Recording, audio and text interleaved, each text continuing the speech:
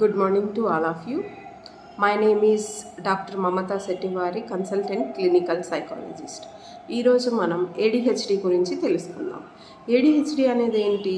Neuro developmental disorders. ఇది చిన్నపిల్లలకు రావచ్చు, అలాగే పెద్దవాళ్ళకు కూడా రావచ్చు అనమాట. టీన్స్లో కూడా ఉండొచ్చు అనమాట.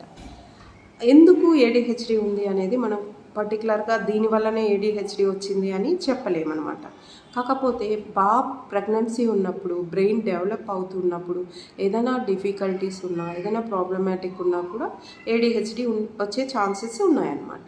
మెయిన్ సైన్స్ ఏముంటాయంటే ఇందులో ఇన్అటెన్షన్ ఎక్కువ ఉంటుంది, ఇంపల్సివిటీ కూడా చాలా ఎక్కువ ఉంటుంది, హైపర్ యాక్టివిటీ కూడా చాలా ఎక్కువ ఉంటుంది అన్నమాట. ఎక్కువగా అంటే జనరల్గా జెంట్స్ లేడీస్ కంపేర్ చేస్తే కనుక బాయ్స్కి 2 to 3% ఎక్కువ వచ్చే ఛాన్స్ ఉందన్నమాట కంపేర్ టు ద గర్ల్స్తో కంపేర్ చేస్తే. ఏడిహెచ్డి అడల్ట్లో ఏమేమి సింటమ్స్ ఉండొచ్చు అనేది తెలుసుకుందాం. అడల్ట్స్లో ఏమేమి సింటమ్స్ ఉంటాయంటే వాళ్ళకి ఇచ్చిన టైంలోపు ఆ టాస్క్ని కంప్లీట్ చేయలేరు అనమాట. ఎందుకంటే వాళ్ళకు ఇన్అటెన్షన్ అనేది చాలా ఎక్కువ ఉంటుంది. పర్టికులర్గా ఒకదాని మీదనే వాళ్ళు ఫోకస్ చేయలేరు. ఇప్పుడు ఫర్ ఎగ్జాంపుల్ ఏదైనా ఒక టాస్క్ ఇచ్చారు, ఇది కంప్లీట్ చేయాలి అంటే కనుక మధ్యలో ఇంకొకటి ఏదో గుర్తొస్తుంది అనమాట వాళ్ళకు. ఈ పని చేస్తూనే ఇంకో దాని మీదకి ఫోకస్ వెళ్తుంది అనమాట. అప్పుడు ఏం చేస్తారు? ఈ పనిని కంప్లీట్ చేయలేరు. సో ఇచ్చిన టైంలో ఆన్ టైంలో కంప్లీట్ చేయలేరు. మిస్టేక్స్ కూడా ఎక్కువ వస్తూ ఉంటాయన్నమాట. కన్ఫ్యూజన్ ఎక్కువ ఉంటుంది. ఇన్అటెన్షన్ ఉండడం వల్ల ఏమవుతుందంటే వాళ్ళు ఎక్స్ప్లెయిన్ చేసే విధానం కానీ, వీళ్ళు అండర్స్టాండ్ చేసుకునే విధానం కానీ డిఫికల్టీస్ వస్తాయన్నమాట. దానివల్ల ఏమవుతుంది? ఆ ఇచ్చిన టాస్క్ని ఇచ్చిన టైంలో కంప్లీట్ చేయలేరు అనమాట. సో ఇంకా ఫ్రీక్వెంట్ మిస్టేక్స్ కూడా ఎక్కువ చేస్తూ ఉంటారు. సో దాన్ని కరెక్ట్ చేసుకోవడానికి అలా రాసింది రాయడం, చేయింది చేయడం, ఇలా టైం అనేది కూడా చాలా ఎక్కువ అయిపోతూ ఉంటుందన్నమాట. సో దానివల్ల అవాయిడ్ చేస్తారు. అంటే మెంటల్ ప్రెషర్ పెట్టి చేయాల్సిన యాక్టివిటీస్ కూర్చొని చాలాసేపు చేయాలి ఇలాంటి యాక్టివిటీస్ అన్నదా చేయలేకపోతారనమాట. అంత టైం దాని మీద పెట్టలేరు కాబట్టి వాళ్ళకు ఇన్అటెన్షన్ అనేది చాలా ఎక్కువ ఉంటుంది కాబట్టి చేయలేరు అనమాట. నెక్స్ట్ అదే compare to hyperactivity, impulsivity సబ్ టైప్కి వస్తే కనుక ఇందులో కుదురుగా ఒకచోట కూర్చోలేరు. ఏదో ఒకటి చేస్తూ ఉంటారు. పెన్తో ఇలా కొట్టడం కానీ, లేకపోతే ఇలా సౌండ్స్ చేస్తూ ఉండడం కానీ, ఏదో ఒక వర్క్ చేస్తూ ఉంటారనమాట. Fidgets by the hands, excessive motor activity ఉంటుంది, conversational self restrain, they cannot wait, restlessness చాలా ఎక్కువ అయిపోతుంది. లైక్ ట్రాఫిక్ సిగ్నల్ దగ్గర కావచ్చు, లేకపోతే ఎక్కడైనా డాక్టర్ అపాయింట్మెంట్ కోసం వెయిట్ చేయాల్సి రావచ్చు, లేదా ట్రైన్ డిలే అయినప్పుడు అస్సలు వాళ్ళు టాలరేట్ చేయలేరు అనమాట. ఎక్సెసివ్ టాక్ కూడా ఉంటుంది, చాలా ఎక్కువ మాట్లాడుతూ ఉంటారనమాట.